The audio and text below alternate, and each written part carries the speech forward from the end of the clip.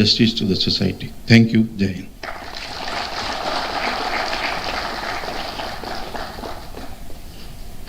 Thank you, sir.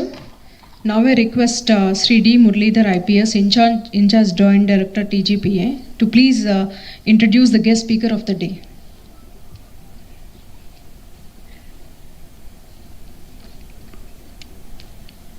Respected Director General of Police, Telangana, Dr. Jitender IPS, respected Director, Telangana Police Academy, Srimati Abhilasha Bist IPS, respected Dr. Rajan Harshe, former Vice Chancellor, University of Allahabad, respected Srimati Arnavas Ma'am, all other dignitaries of the dais, on the dais, a very good morning to all.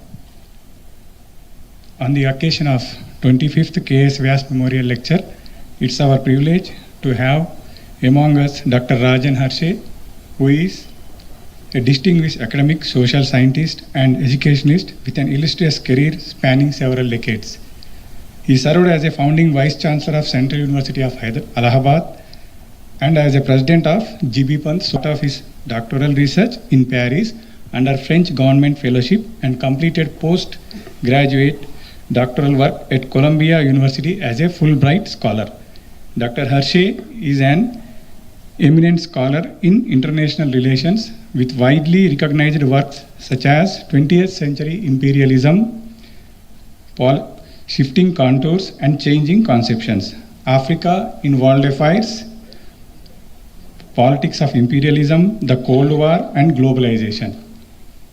He has held prestigious roles including President of African Studies Association of India and also Editor-in-Chief of African Review.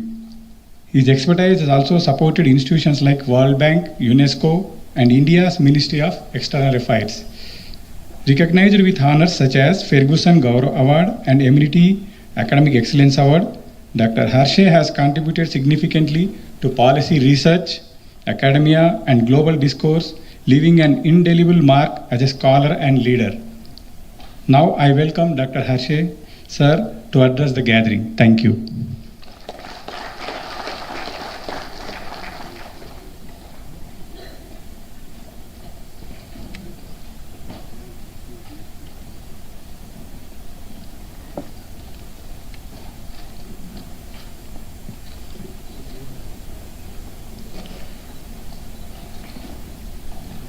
Honorable Chairman Jitender ji,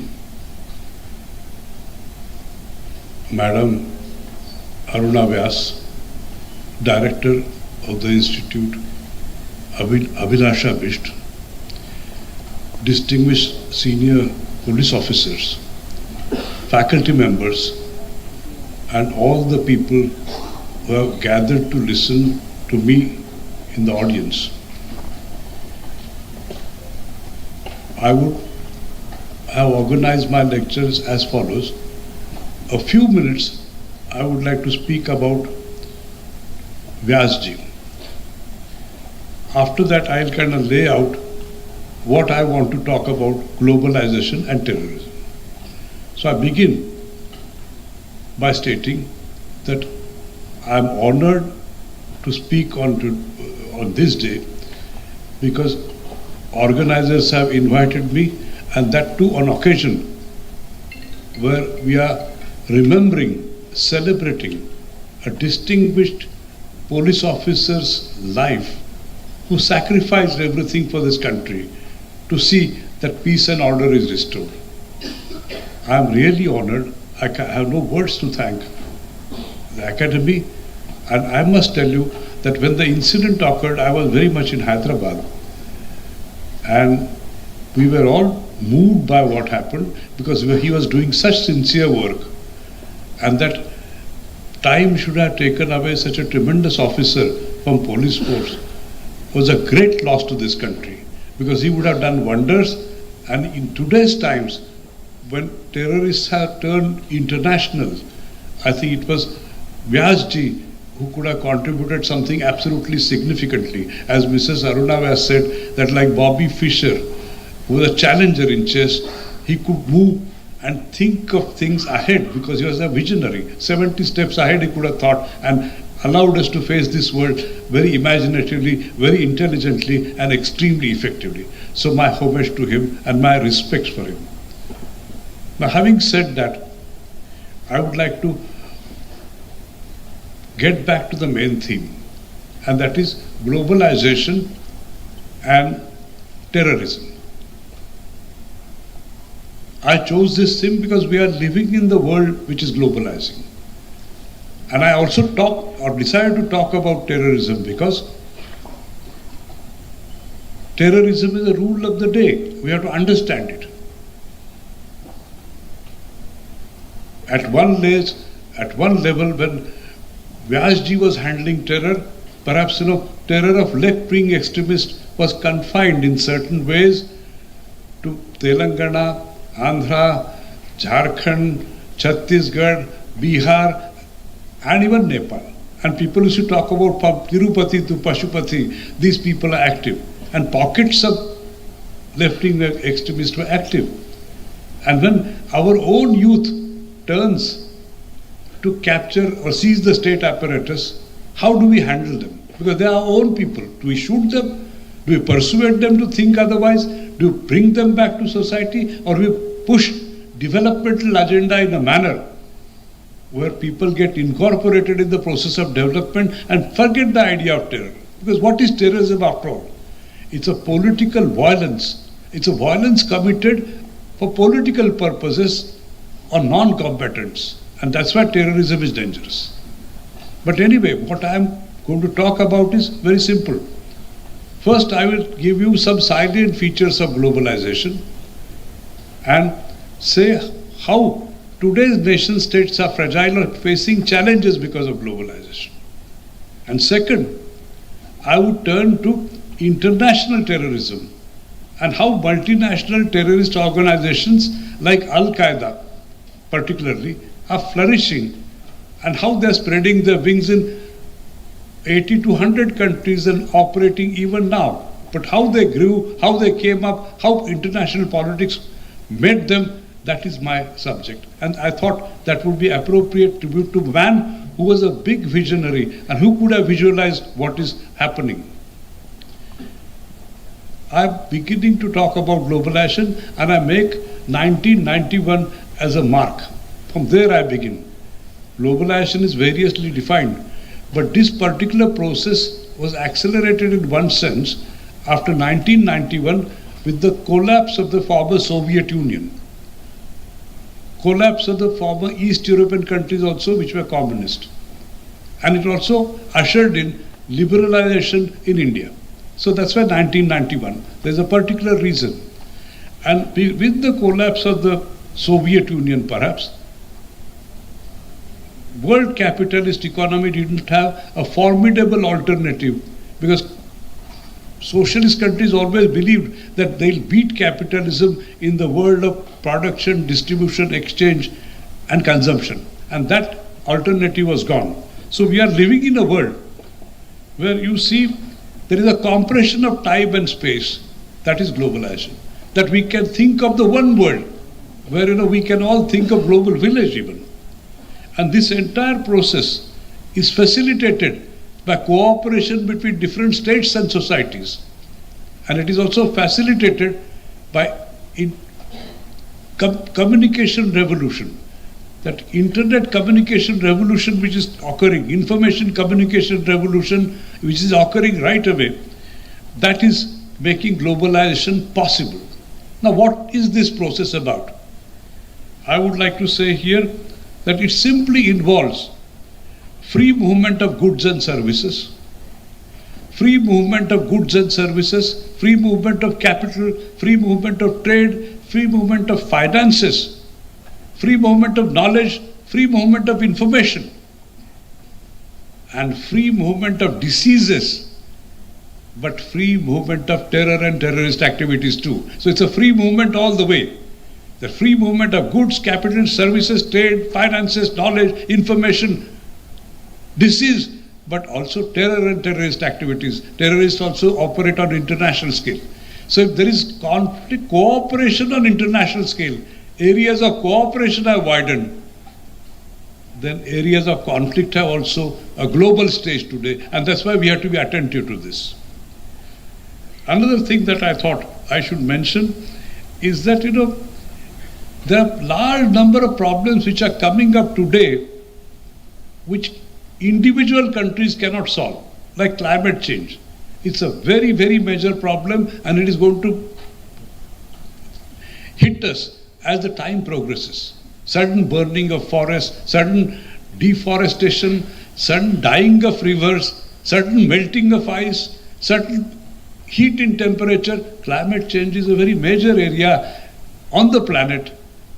Similarly, environmental degradation is another major area.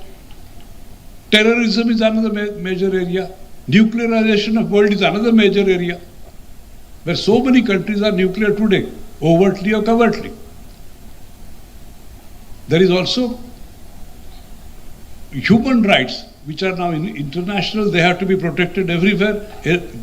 Community rights. And all these things can happen not under the domain of individual states. You have to have a coalition of countries working for it under globalization. To fight terrorism also, you have to have a coalition of countries which can fight it. Otherwise, terrorism also cannot be fought. There is something like sub-conventional warfare in which terrorists emerge. I'll come to it. But that is a necessity we have to be awakened to, or we have to understand and come to terms with it. Globalization has also many other kinds of features. Like you have now transnational firms and banks and their networks all over. That means those firms and banks have no nationality.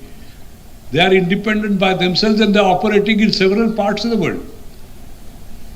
Money and currency is moving around wherever there is profit. There are international regimes where different countries come together and sign a treaty and allow that regime to work. For example, International Monetary Fund is an international regime. It regulates finances. It regulates monetary system. World Bank, it's an international regime. It advances loans for development. It kind of tries to help developing countries in several ways. You have World Trade Organization, which regulates international trade through law. You have CTBT, Comprehensive Test Ban Treaty, again another international regime. You have Paris Peace Accord, which talk about climate. So many international regimes have come up, and all the nations and states, they have surrendered their part of the sovereignty to these regimes so that they can work, they can sort out these problems. So coalitions of nation states is a very important part which is occurring under globalization over and over again. I would also like to say that globalization somewhere, if you look at it very interestingly, it is deterritorialization. The territory is unimportant, you feel momentarily. And yet, there is something like reterritorialization occurring also under globalization. Globalization, if you look at Western Europe, or some time ago, European Union came up, free flow of ideas, trade, goods, customs union, and European Union became a very major ideal for many countries who wanted to integrate into regions like NAFTA or like South Asian Regional Community, Southeast Asian Regional Association of Southeast Asian States, or so on. But when you look at Central Asia or former Soviet republics, you see that they are reterritorializing. Ethno-nationalism is preeminent there, and they are also drawing new maps. So it's a contradictory process where you are integrating and fragmenting. And you have to understand this contradictory nature of globalization, that some places integration is taking place, somewhere fragmentation is also there. I would also like to assert one thing, that somewhere the world at large has accepted capitalism as a system of development. What does capitalism actually mean? It means means of production are owned privately by stakeholders and privately. So it's a very important kind of thing that has happened. There is no challenge to this capitalism. Means of production are corporately owned by stakeholders. There is a socialization of production but privatization of profits. There is also existence of wage labor which gets exploited and earns profits. or there is also generation of surplus which accumulates on the world scale. So this is a very important system which we have to understand. It started in 16th century, and in this century it has evolved in so many ways that you have firms, banks, different countries which are following these capitalist ideas, and erstwhile communist countries like Russia are no longer the communist. China is building capitalism methodically. Countries like Afro-Marxist regime of Angola, Mozambique, Guinea-Bissau, they are no longer Afro-Marxist. Vietnam is also no longer communist in that sense. So you have somewhere a different world in which we are living, where capitalism is pushing the pace of globalization. It's an agent of globalization, and that you have to bear in mind. In 1991, we thought that when Russia collapsed, we are living in a unipolar world, that America is the only power. And if you look at United States and its power really, then they have very strong military security related complexes, security related apparatuses. They have very strong finances, they have strong technology. They have also strong knowledge producing apparatuses like universities, research institutions. That's why people felt that this is the central power, unipolar world. But that unipolar world has gone today, in the sense that there are several centers of power in world politics. Russia is important power, Brazil is important power, India, South Africa, China, Indonesia. So many important power centers are emerging by 2025 that we are staying in a multi-power world, and that has to be borne in mind. Now, another thing that I would like to mention is that, all these, there are also many regional organizations which have sprung up, which are doing well. Defense-related organizations like North Atlantic Treaty Organization was functioning always, but European Union, a very important organization. Or Association for Southeast Asian Nations, another important organization. North Atlantic Free Trade Area, North American Free Trade Area is another important organization. South African Defense Community in Southern Africa, Economic Community of West African States, South Asian Regional Cooperation, SARC, is another important organization. So people are also constituting regions to work out their trade relations. I would like to then come to the second point of my lecture, and that is in this particular ethos, where international regimes, regional organizations, multiple power world, nation state is facing problems from above and below. Nation is being challenged from international regimes somewhere, facing problems from international regimes like World Bank, World Trade Organization, IMF, CTBT, and whatever we assume. And it is challenged from below also. Below, there are secessionist movements challenging the nation state. If you look at India, and India has faced these secessionist movements and challenges which come from India has been facing insurgency in Kashmir for long, terrorism in Kashmir for long. There is a J&K Liberation Front. People, when we call somebody terrorist, that terrorist becomes a freedom fighter for some country like Pakistan. India also faced problem of terror in Punjab in the 80s. There is also northeastern part of India where there is insurgency. People are uneasy, they're adopted to terror, and they're wanting to kind of somewhere assert themselves, either autonomy or sometimes they think they're not part of India. I remember kind of visiting certain areas on behalf of the government in northeastern parts, and all the time many of the people were saying, oh, we don't belong to India. The Indians come here and trouble us. Indians are like this. It was very hard to convince them that how they must be thinking about India together, and that is important because we are all one and we have to maintain territorial integrity and sovereignty of this country. One of my friends ultimately asked them, is there corruption in the Northeast? And they all said yes. Then I said, you are very much part of India, don't worry, we are all part of India, it will change, you will be absorbed.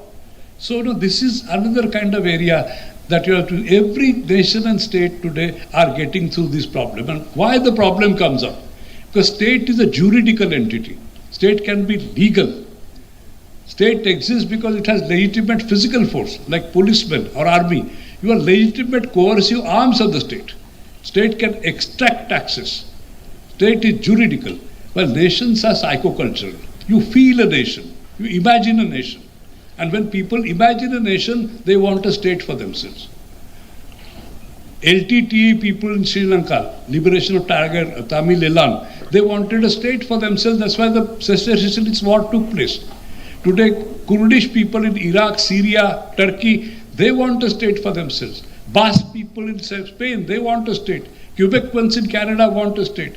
Biafrans in Nigeria, they wanted a state for themselves, separate state.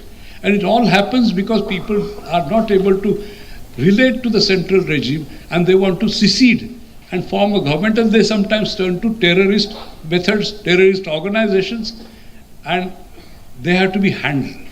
In India, we have had Northeast, Punjab, Kashmir, these experiences are live. But in different parts of the world, it's a basic challenge which nation state is facing, because state is juridical, nation is psychocultural. Together, they come. Sometimes all states don't have a nation and all nations do not have a state. And that's why some nations are trying to become a state and some states are trying to build states. So, this is a very, I hope I'm making sense, but this is a very important political science problem, that all states are not nations. All nations don't have state. State is juridical, nation state is psychocultural. And two are married to realities. Nation and state. Now, having said this, that this is facing challenge, and this is facing challenge, that's why we have to also think of terrorism always, because there is always a possibility of some part of existing state, nation or nation state can break up. And I come down to then your second part of the lecture, and that is, what is terrorism? How does one understand what is terror? I think terrorism essentially involves violence committed on non-combatants for political purposes, for ideological purposes, so that you kind of frighten people into acceptance, frighten people into obedience, bring some kind of terror, fear, and rule on the basis of fear, or threaten on the basis of fear, and push your demands. Now, I decided that in particular time of today, I would concentrate on one interesting phase of terrorism in world history or global history. And I hope you will be indulgent, because I am saying something very interesting. In 1979, the new Cold War broke out. Cold War between United States and the former Soviet Union. But prior to that, if you look at one decade, the so-called Bretton Woods system, of which kind of helped American dollar and general economy, had fallen apart. America was unceremoniously driven out of Vietnam. America lost in Angola vis-a-vis the Soviet Union and their supporters. America's power was shrinking everywhere. Shah of Iran had fallen in Iran, who was America's ally, and Soviet Union intervened in Afghanistan militarily with 1 lakh soldiers. I am highlighting this because that is where Reagan decided that he'll campaign to see that America gets back to power, and Carter administration has been useless.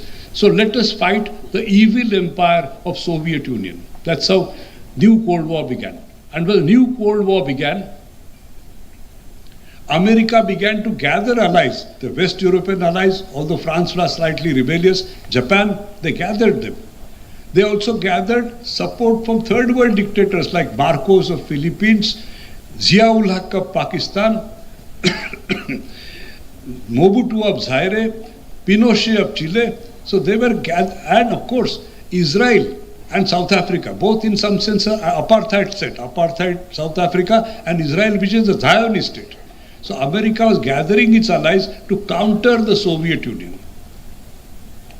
And interestingly, now my point comes.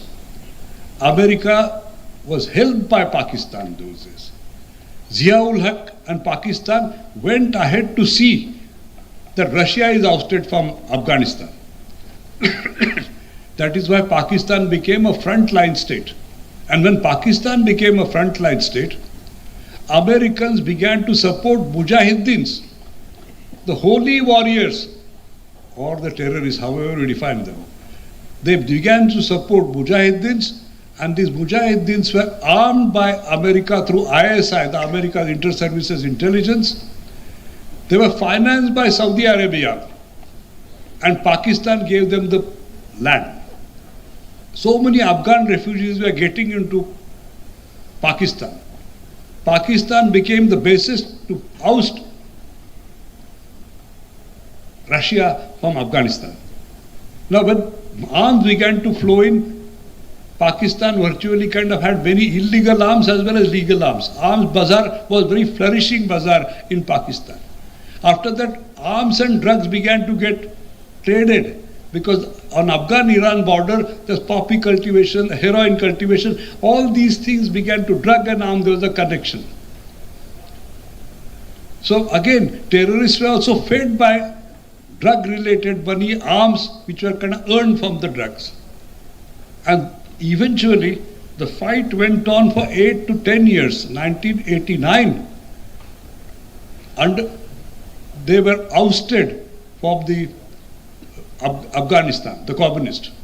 But result was that Mujahideens were backed by America, and Osama bin Laden, who became a hero of Afghanistan war, had a charisma. He became a major leader of anti-communist forces. And then he also thought of working out. He had diligence perhaps. He never thought that he's anybody less than Muhammad the Great. I don't know how he was. Far-sighted, perhaps brilliant engineer. He had immense amount of money because as a business tycoon. He had 54 brothers and sisters, and he was operating now steadily in different parts. Interestingly, this is all happening under globalizing world.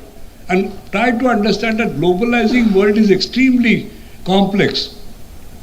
That means you have somebody like Bill Gates who links you up with Microsoft. All over the world we kind of get linked. Even terrorists also get the use internet to kind of work out their activities. And you have also Osama bin Laden in the world. That means Osama bin Laden and Bill Gates, the two sides of the same coin, which is called globalization. Osama bin Laden came as a hero after Afghan war and went to Saudi Arabia. Subsequently, in the Riyadh, when American troops were stationed in the Iraq-Kuwait war, America was trying to kind of teach a lesson to Saddam Hussein to see that they withdraw from Kuwait.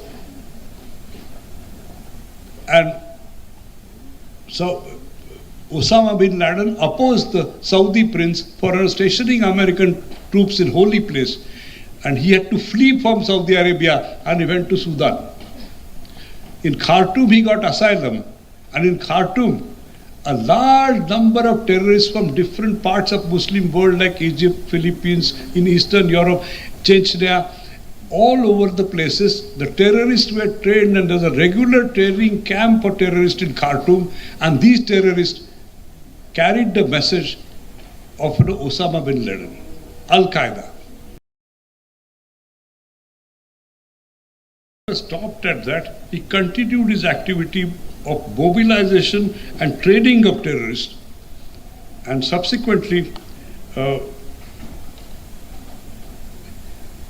he indulged into several activities like Tanzania and Kenya, the embassies were bombed. But all this as it was happening, Osama bin Laden also, because Sudan's Khartoum base of his, he had to vacate. But by then, in 1996, Taliban had come to power in Afghanistan, and the so-called terrorists or radical Islamist people had found a state for themselves. Earlier there was no state. So Osama bin Laden began to operate from Afghanistan, and he began to kind of see to it that, Pakistan and Afghanistan are connected, and they went on kind of somehow growing together. I would like to say that to Pakistan's terrorism, however much they decide to fight it, Pakistan and its terrorism is very rooted. Because when Zia-ul-Haq took power, assumed power, there were madrasas in Pakistan were 3,000, 4,000, but there 47 to 50,000 madrasas were registered in Pakistan. After passing out, many students thought that it is better to kind of be a terrorist because you earn 20,000 rupees than a PhD scholar. So somewhere terrorism became vocation in Pakistan, and it was going on. And Pakistan was taking full advantage of its frontline status as a geopolitical reality and getting arms from United States, funds from Saudi Arabia, but it had in turn refugees from Afghanistan, drug-based population where youth was getting completely spoiled, country was kind of getting to deteriorate. At the same time, Osama bin Laden's urge to fight America, because whatever America did to Israel in terms of support and to Arab world in terms of denial of justice, they wanted to fight Israel, they wanted to fight Hindus because they are holding on to Kashmir, they wanted to fight America because it is the biggest empire, and they worked consistently through kind of spreading the organizations in civil societies. This is a very strange organization which has civil society, it operates in social fabric, Al-Qaeda, and they render franchises in different parts of the world and train Islamic radicals. Osama bin Laden and his Al-Qaeda spread almost in 80-85 countries. Interestingly, they are not like Palestine Liberation Organization or not like Irish Republican Army. They don't have a state support, and they never looked initially for state support, although Afghanistan subsequently did support. But they began to spread global network of terrorists all over and then operate in Philippines, Eritrea, Chechnya, Algeria, Afghanistan, Kashmir, Yemen, Tajikistan, Uzbekistan, Malaysia, Indonesia, Georgia, Azerbaijan, and this was something outstanding. Now it's a typical globalization phenomena where you're dispersed, unidentifiable, and yet armed terrorist group which can strike any time. It has cells which are across the globe and they are well connected to each other. You also have something like they operate modern technologies like cell phones, internet, low-tech weapons, AK-47 rifles, chemical and biological weapons, and sometimes we are suspecting that they have access to nuclear weapon and making of it also. So many ways these terrorists are extremely modern and they have operated in a modern fashion. It is also wrong to think that people take to terrorism because they are only poor, they have nothing else, and then they take to terrorism. Osama bin Laden was capable of attracting some of the most trained, bright engineers, professionals in his organization. And he could attract so many people, that's why he could also strike. First strike they made was in 1993, World Trade Center. That was a sensation. Subsequently in East Africa, they struck Tanzania and Kenyan embassy. And again, it was a kind of sensation. But the most important sensation I would consider was 9/11, when Twin Towers of United States in New York were brought down. And politics of world changed afterwards. Politics towards terror changed because America proclaimed its global war on terrorism after 9/11. And that's how they formed international coalition to destroy terrorism across the world. Taliban regime was brought down by United States and its NATO allies. Karzai was mounted as a president in Afghanistan, and America also intervened in Iraq, to topple Saddam Hussein because he was violating human rights, and they were saying that Iraq has become a nuclear power and they're experimenting with it. Several reasons, maybe unjustified intervention. But America intervened in Iraq, Afghanistan effectively, or whatever it was. And then they began to take care of terror, but they could not really. Initially, as I told you, Osama bin Laden was encouraged by America.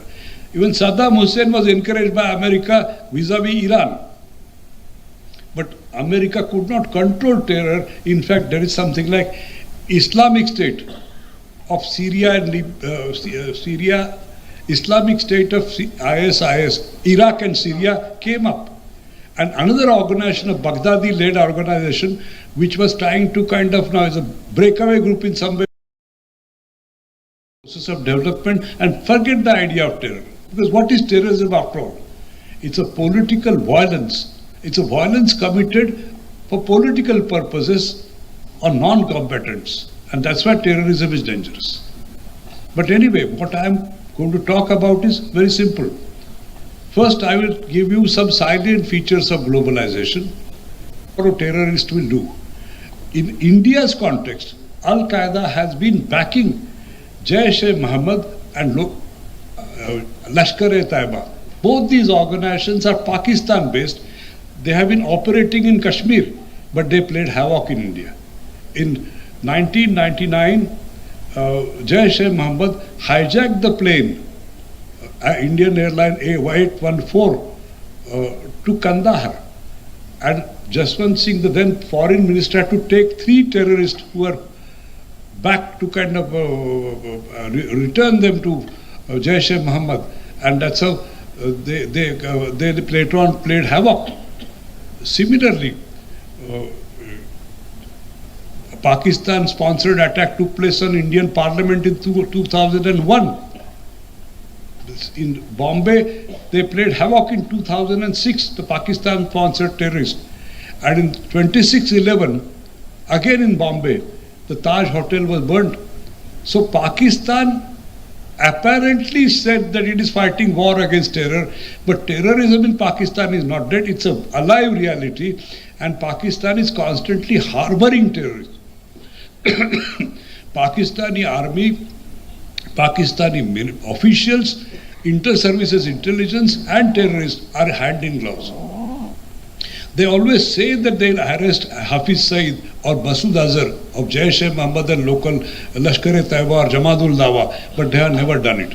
And consistently this has been a problem for India, because as long as Kashmir problem is there, they'll keep on troubling India, and they want to see that India bleeds 1,000 times within. And so this particular reality, which is international, has to be faced by Indians. Another area I thought I should mention is terrorists are very good at attacking strategic places. Like, sea-based attacks they have managed. Because wherever there is petroleum, they have attacked. Petroleum is the world is hungry for energy, and petroleum-based places they have always attacked. Petroleum plants they have attacked. They attack ports. And America doesn't want to rely only on energy heartland of Iraq, Iran, Saudi Arabia for oil, or UAE. There is also oil in Venezuela, Mexico, Canada, Nigeria, Norway, Sudan, and everywhere. I think, Osama bin Laden used to say always that the Americans are taking oil at paltry sum and exploiting the Arab countries, exploiting the African countries. And wherever there is a possibility, terrorists have tried to kind of terrorize. In terms of, in Somalia, the pirates can be terrorists. In the straits, like different straits are there, Bosphorus and Dardanelles, or Suez Canal, or Panama Canal, Malacca Straits. Terrorists have always kind of put their foot and acted all the time to ensure that things are disrupted, things are kind of out of control, and they have often been able to put them out of control. I would like to mention here that although Pakistan was consistently stating that they are fighting as a frontline state against global terror, unfortunately, Osama bin Laden was in Abbottabad and he was given asylum in Pakistan itself. And eventually Obama had to organize an attack where Osama bin Laden was killed in Pakistan, and that's how his life ended. But mere ending of such one life doesn't end terrorism. Jawahiri took place later, Jawahiri took over later, and today Jawahiri is also dead. But Al-Qaeda is not dead. ISIS is not dead. And very interesting part is, because they were kind of on the back foot, because 2018-19 America attacked Islamic State organization, which was operating in parts of Syria and Iraq very severely. And they almost bombarded and finished it. Baghdadi also was finished.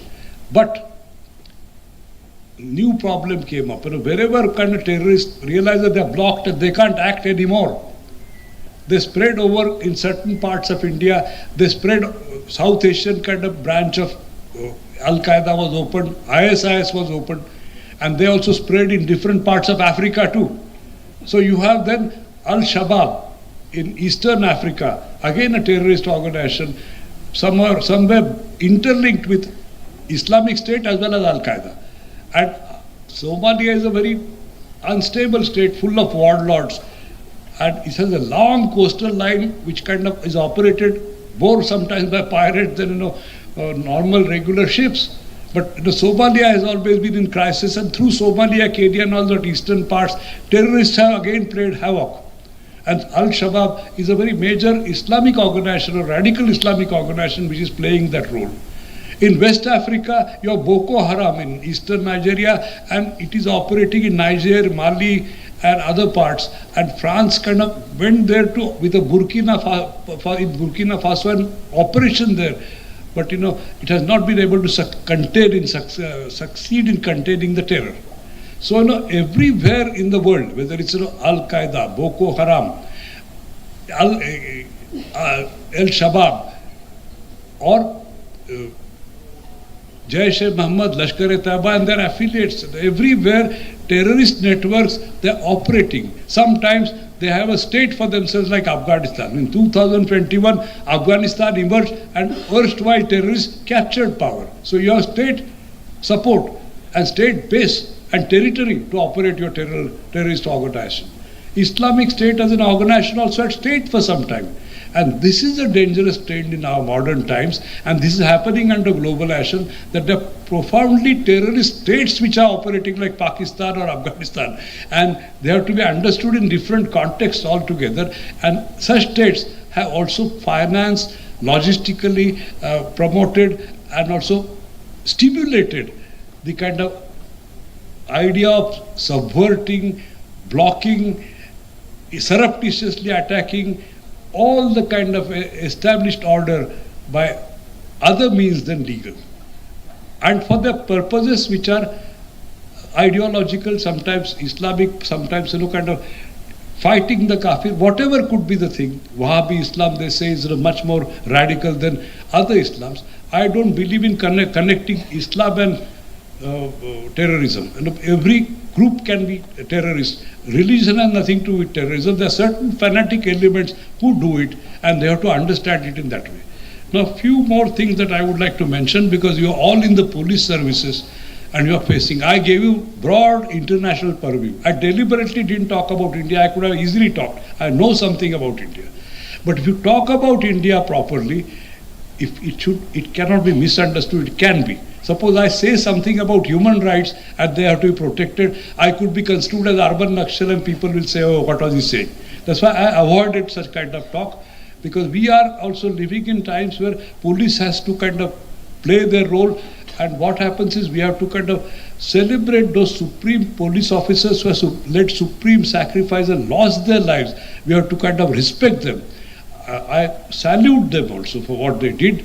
And many others might have to do it, and which is a pity, because just the way kind of they are at the receiving end, we have to understand that they are every day and every night they are fighting for our security. But one way is, of course, to kind of shoot down the terrorists. The second way, and it is perhaps a long-term way, is, terror always occurs in the minds of people. And what is that mind which is trained to become terrorists? What is it that drives youth into becoming a terrorist? We have to think much more deeply about it, any part of the world. Say today, suppose unemployment is at the highest in the country. Will kind of youth be frustrated? Will youth turn lumpen? Will youth kind of get carried away by kind of ideas which are fanatic? You have to think about it much more closely. That, how well will we kind of get people in development agenda? How well will we kind of organize social harmony within India to see that economic development is stimulated much more than what it was before? And similarly in other parts of the world, that terrorism exists, but there are ways of fighting. Like if revolution occurs in the minds of people, terrorists also, they kind of are trained into particular way of thinking, and how do we fight that? How do you kind of make them normal? How do you make them see the different ways of looking at the world? How do you make peace with them and also see to it that dialogue stops it all? Talk to their representatives. So these are very important questions, and police doesn't mean that only I'll exercise my power and show you your power. That is your legitimate right, your legal representative of the state. You can coerce, you can shoot, you can finish somebody in the encounter, but is that the only way? Or there are more constructive, more peaceful, more harmonious, more dialogic, more reconciliatory ways of handling this problem? This we all have to collectively think. Like, civil society also has to cooperate with you. Thinkers have to cooperate with you. And it's like this, universities perhaps people live in ivory tower, people who have seen both terror in action and terror in this. I personally watched wars. I have gone to Western Sahara as a leader of the Indian delegation and lived with the guerrillas for a few months. So 1 month. So I know how it all means. And we have to think of ways and ways to resolve these problems amicably, to ensure that very worthwhile development occurs. Because KS VYAS type outstanding kind of officers did not lay their life for this country just to see it as it was. They wanted peace ultimately. It was not their motive to kill somebody or finish everybody. Then who will be left? So we have to see that both, wherever punishment is required, it has to be delivered and very effectively. But wherever we can bring people to change, we have changed their minds in schools, in colleges, in different parts. That also has to be systematically and consistently organized, and that can happen only through dialogue, by reconciliation, by allowing others to speak and countering what they think. And that is very important part. More you suppress people, there is possibility of terror. More you kind of attack a particular community, possibility of terror is always there, and that we have to kind of guard against. I think with these few words, I would like to end my talk.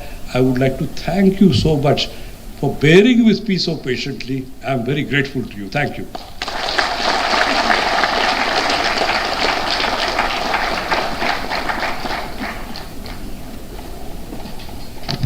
Thank you, sir. Your presentation has shed light on a crucial issue facing our world today, and we are grateful for your contribution to this important conversation, sir. Thank you again for sharing your knowledge and insights with us, sir. Now I request DGP sir to present mementos and plans to Aruna Vyas ma'am and also the guest speaker, sir.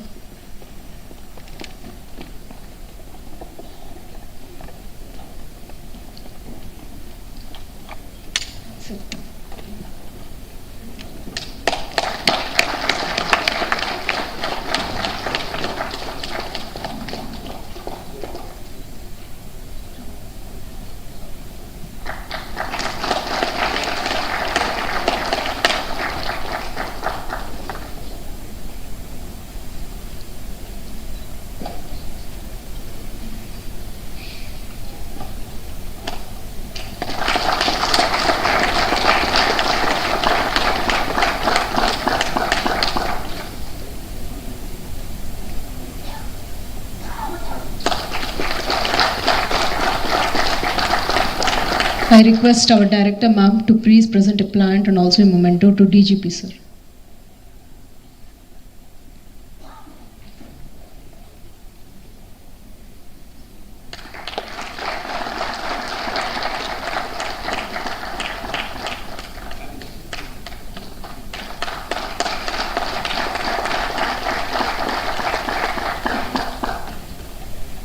Thank you, ma'am. Now I request Ms. Sunita Mohan, Deputy Director TGPA, to please present vote of thanks.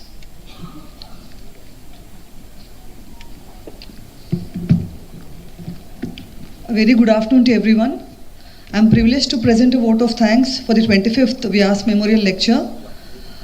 Coming to the background of this memorial.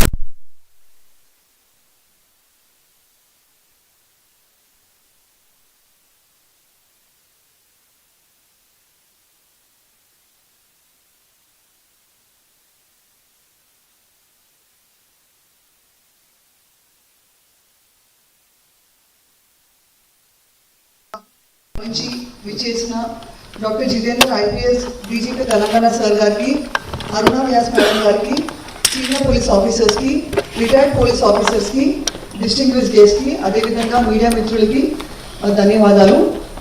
NL Krishnarao sir గారికి, అరవింద్ రావు సార్కి మరియు అరుణ Vyas madam వారు వ్యాసాలతో పంచుకున్న అనుభవాల్ని మనం గుర్తు చేసినందుకు ధన్యవాదాలు. అరుణ మేడం చెప్పినట్టు వ్యాస్ గారు కలలు నిజమయ్యే సమయం ఎంత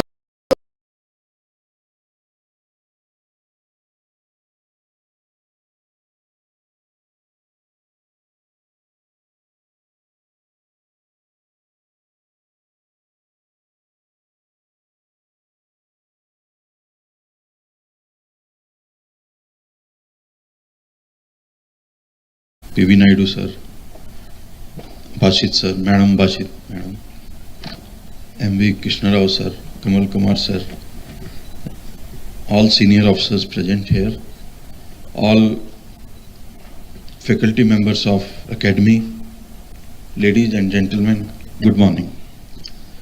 Today we all have gathered here on the occasion of memorial lecture on our legend Shri K.S. Vyas Garu.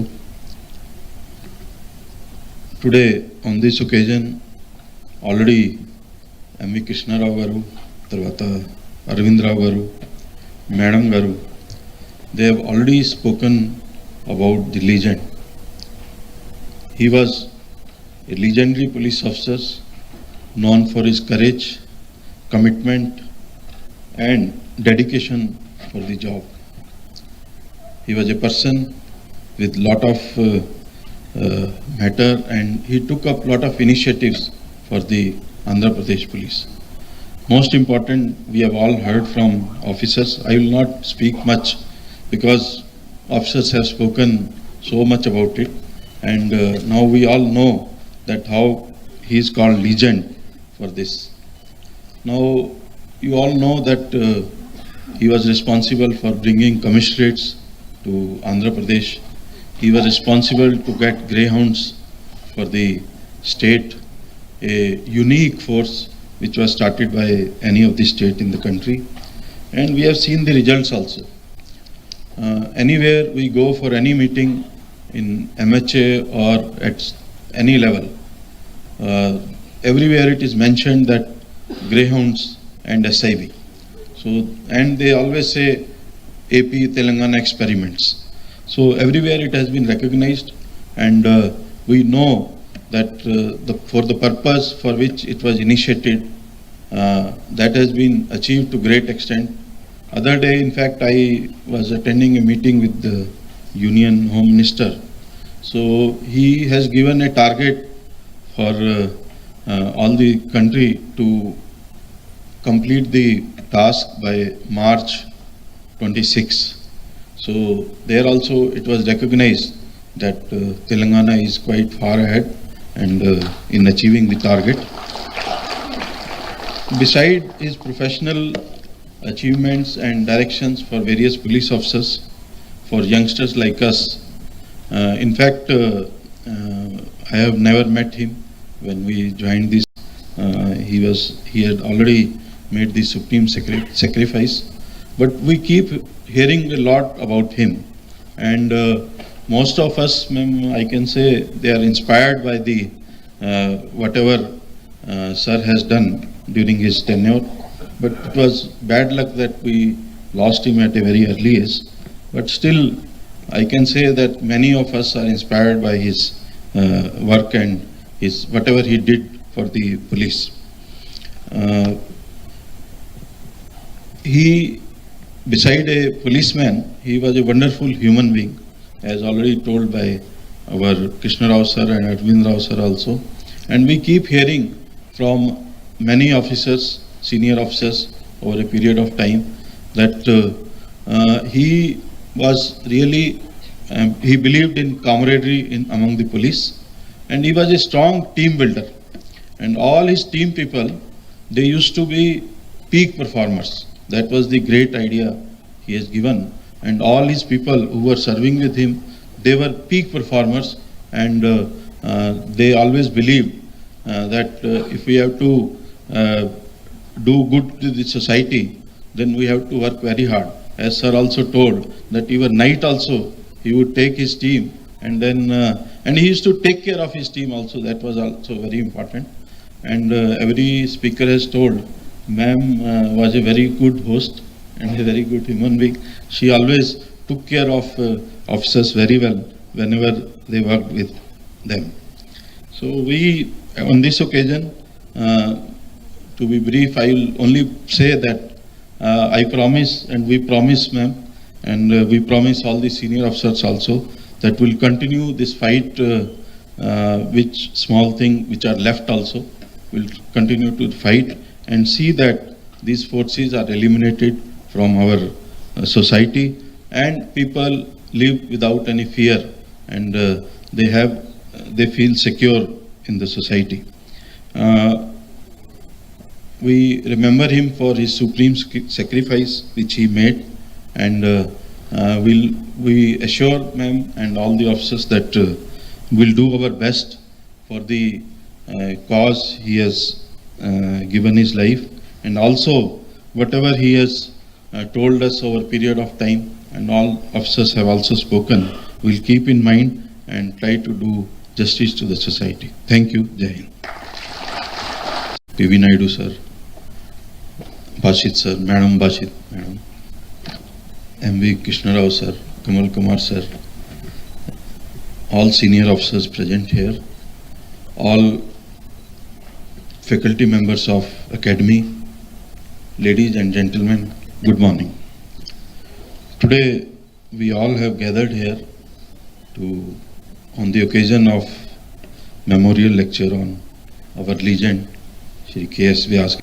Already M.V. Krishnarao garu, Tarvata Arvind Rao garu, Madam garu, they have already spoken about the legend. He was a legendary police officer known for his courage, commitment and dedication for the job. He was a person with lot of matter, and he took up lot of initiatives for the Andhra Pradesh police. Most important, we have all heard from officers. I will not speak much because officers have spoken so much about it, and now we all know that how he is called legend for this. Now you all know that he was responsible for bringing commissionates to Andhra Pradesh. He was responsible to get greyhounds for the state, a unique force which was started by any of the state in the country, and we have seen the results also. Anywhere we go for any meeting in MHA or at any level, everywhere it is mentioned that greyhounds and SIV. So, and they always say AP Telangana experiments. So everywhere it has been recognized, and we know that for the purpose for which it was initiated, that has been achieved to great extent. Other day, in fact, I was attending a meeting with the Union Home Minister. So he has given a target for all the country to complete the task by March 26. So there also it was recognized that Telangana is quite far ahead and in achieving the target. Beside his professional achievements and directions for various police officers, for youngsters like us, in fact, I have never met him when we joined this. He had already made the supreme sacrifice, but we keep hearing a lot about him, and most of us, I can say, they are inspired by the whatever sir has done during his tenure. But it was bad luck that we lost him at a very early age. But still, I can say that many of us are inspired by his work and his whatever he did for the police. He, beside a policeman, he was a wonderful human being, as already told by our Krishnarao sir and Arvind Rao sir also. And we keep hearing from many officers, senior officers, over a period of time, that he was really, he believed in camaraderie among the police, and he was a strong team builder. And all his team people, they used to be peak performers. That was the great idea he has given. And all his people who were serving with him, they were peak performers, and they always believed that if we have to do good to the society, then we have to work very hard. As sir also told, that even night also he would take his team, and then and he used to take care of his team also. That was also very important. And every speaker has told, ma'am was a very good host and a very good human being. She always took care of officers very well whenever they worked with them. So we, on this occasion, to be brief, I will only say that I promise, and we promise, ma'am, and we promise all the senior officers also, that we'll continue this fight, which small thing which are left also, we'll continue to fight and see that these forces are eliminated from our society, and people live without any fear, and they feel secure in the society. We remember him for his supreme sacrifice which he made, and we assure ma'am and all the officers that we'll do our best for the cause he has given his life, and also whatever he has told us over a period of time, and all officers have also spoken, we'll keep in mind and try to do justice to the society. Thank you. Jai Hind. P.V. Naidu sir, Bashit sir, Madam Bashit, Madam, M.V. Krishnarao sir, Kamal Kumar sir, all senior officers present here, all faculty members of academy, ladies and gentlemen, good morning. Today we all have gathered here on the occasion of memorial lecture on our legend Shri K.S. VYAS Garu. Today on this occasion already M.V. Krishnarao Garu, Tarvata Arvindrao Garu, Madam Garu, they have already spoken about the legend. He was a legendary police officer known for his courage, commitment and dedication for the job. He was a person with lot of matter, and he took up lot of initiatives for the Andhra Pradesh police. Most important, we have all heard from officers. I will not speak much because officers have spoken so much about it, and now we all know that how he is called legend for this. Now you all know that he was responsible for bringing commissionates to Andhra Pradesh. He was responsible to get greyhounds for the state, a unique force which was started by any of the state in the country, and we have seen the results also. Anywhere we go for any meeting in MHA or at any level, everywhere it is mentioned that greyhounds and SIV. So, and they always say AP Telangana experiments. So everywhere it has been recognized, and we know that for the purpose for which it was initiated, that has been achieved to great extent. Other day, in fact, I was attending a meeting with the Union Home Minister. So he has given a target for all the country to complete the task by March 26. So they